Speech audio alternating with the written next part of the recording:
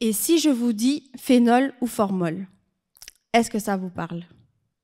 Oui, non, non?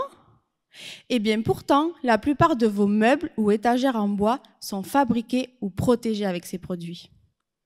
Pas besoin de retenir leur nom. En revanche, ce qu'il faut retenir, c'est que ces composés sont cancérigènes, mutagènes et reprotoxiques. En plus de cela, ils sont d'origine non renouvelable. Que de vilains mots, pas vrai?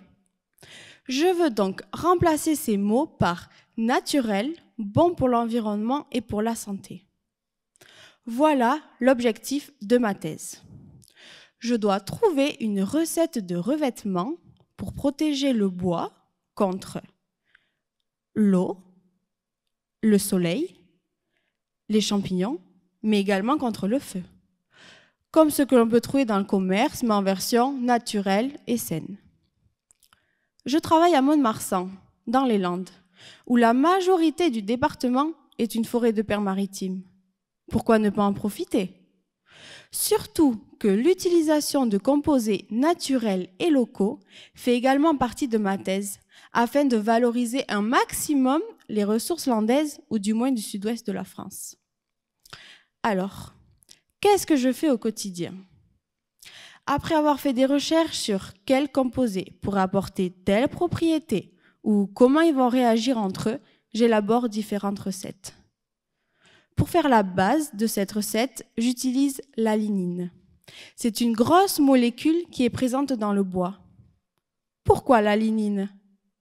Première raison, elle est présente dans mon pin maritime, donc composé local. Deuxième raison, elle a des similitudes avec le composé nocif utilisé dans le commerce.